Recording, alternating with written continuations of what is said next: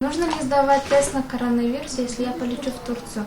Вместо количества звезд в отеле, состояния номеров и отзывов – вопросы по безопасности. Анна Чернова планирует поехать на отдых в конце августа. И сегодня перед ней дилемма. Я сейчас думаю полететь в Турцию, либо тур по России выбрать. Но вот мне рассказали про кэшбэки.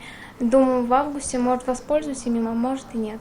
У обоих вариантов есть свои нюансы. Начнем за границы. Перед поездкой тест на ковид сдавать не нужно. Уже в самолете вас попросят заполнить анкету, в аэропорту измерят температуру. При подозрении на корону – бесплатный тест. Если он подтвердится, то вас и всех, кто сидел на борту рядом, отправят на 2-недельный карантин. Цена за сутки в обсервации, по разным данным, до 100 евро.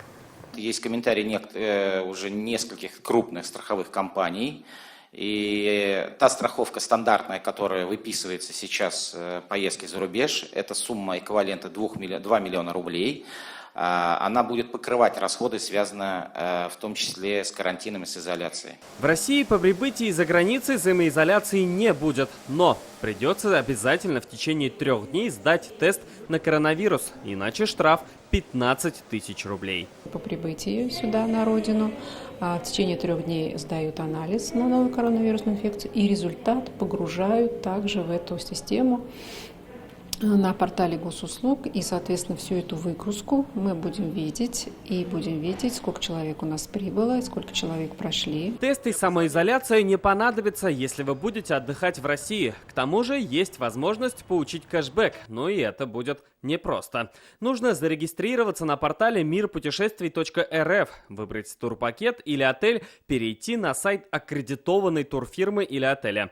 Отдых не менее 5 ночей. Заплатить нужно будет онлайн картой МИР. Вернется до 15 тысяч рублей. Минимальная стоимость тура, чтобы получить кэшбэк, должна быть 25 тысяч. Но важно, что эта сумма может разделиться и на 2, и на 3, а то и на 5 человек. Главное – оплата картой. При этом в популярные места отдыха по кэшбэку можно будет поехать только с 1 октября, практически когда завершится бархатный сезон на юге. В списке 7 регионов. Турист может приобрести туристический пакет, проживание в гостинице, в санатории, может выбрать круиз речной, может выбрать туристическую поездку, которая предполагает проживание и ночевку в поезде.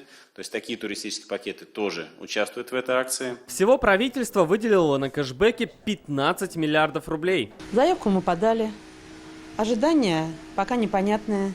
Подтверждения до сих пор нет на эту заявку. Поэтому ждем, будет подтверждение, будем работать. Но это же кэшбэк туристам, не нам. Должны поехать по этой программе. Надеемся, что это увеличит туристический поток и в Татарстан, и в другие регионы России. Продажи туров по кэшбэку начнутся в августе. Точной даты пока нет. Сейчас идут последние приготовления для запуска программы.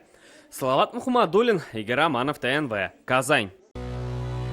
Наша рука помощи вашему бизнесу. Антикризисные предложения. Телефон 843 5 705 100.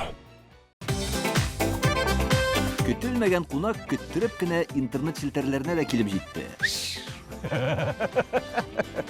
Хәзер бу фильмның барлык серияларын ТНВ.ру сайтында карап була.